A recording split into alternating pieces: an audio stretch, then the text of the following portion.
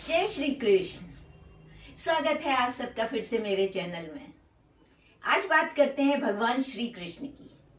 हम सभी जानते हैं भगवान का जीवन आनंद, प्रेम, उल्लास, तर्क और ज्ञान से भरा हुआ रहा है और उनके इस व्यक्तित्व को श्री वेद व्यास जी ने श्रीमद् भागवत गीता में बहुत अच्छी तरह से प्रस्तुत किया है, उसका विवरण दिया है। श्री कृष्ण कहते हैं कर्मण्यवाधिकारस्ते मां फलेषु कदाचन, यानी कि जीवन में कर्म ही सब कुछ है, भाग्य कुछ नहीं होता है।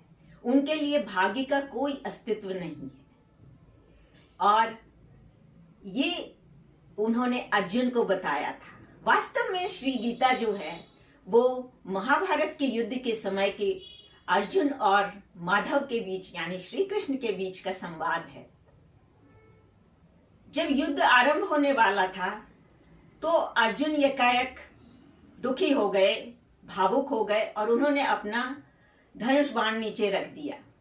उनके सारथी बने श्री कृष्ण ने कहा, अर्जुन युद्ध का समय हो गया, उद्घोष करो, युद्ध आरंभ करो।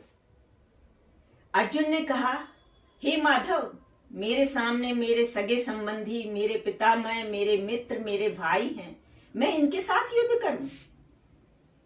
श्री कृष्ण ने कहा, हे पार्थ, आप युद्ध क्षेत्र में हैं, आप योद्धा की तरह युद्ध करिए, ये आपका कर्म है।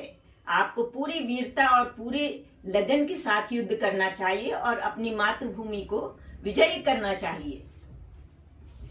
अर्जुन ने कहा, परंतु माधव, मेरे सामने तो मेरे बाणों से अगर मेरे मित्रों, मेरे सगे संबंधियों की मृत्यु हो जाती है तो? तब श्री कृष्ण भावुक अर्जुन को समझाते हैं कि अर्जुन, तुम्हारे बाणों से उनका शरीर ही नष्ट होगा। मनुष्य शरीर नहीं है, मनुष्य आत्मा होता है। शरीर तो हमारे वस्त्रों की तरह है, जो पुराने हो जाते हैं, फट जाते हैं तो हम बदल लेते हैं।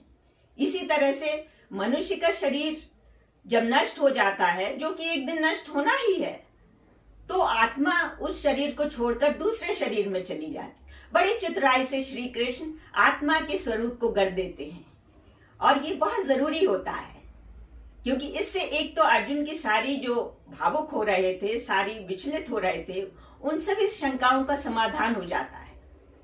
और दूसरे, श्री कृष्ण मनुष्यों के लिए यह बताने में भी सफल रहते हैं कि आपके जीवन में कर्म सबसे महत्वपूर्ण है। और दूसरे, वो यह भी स्थापित करते हैं कि बुराई के ऊपर अच्छाई की हमेशा जीत होती है। महाभारत के युद्ध में अर्जुन वीरता से लड़े और बहुत ही उन्होंने बहुत ही बड़ी विजय हासिल की।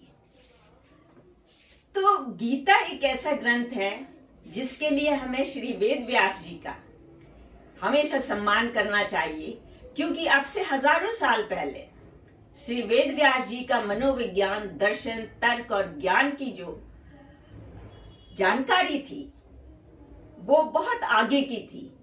उन्होंने अपने इष्ट, अपने भगवान श्री कृष्ण का ऐसा रूप गढ़ा है कि जो 1000 साल पहले भी सही था, आज भी सही है और कई हजारों वर्षों तक सही रहेगा। और इसे सारे विश्व में गीता को अपनाया जा रहा है। गीता एक ऐसा ग्रंथ है जिसे आप 7 दिन में भी पढ़ सकते हैं, 7 वर्षों में भी पढ़ सकते हैं, परंतु इसे समझने के लिए आपको इसे अपने जीवन में उतारना होगा। अपने जीवन में उतारे बिना श्रीमद् भागवत गीता को आप कभी समझ नहीं सकते हैं। तो जो विश्व अपना रहा है, अब हमें उस अपनी धरोहर को खुद अपनाना चाहिए और एक अच्छे भारतीय होने, एक सफल भारतीय होने का कर्तव्य निर्वाह करना चाहिए।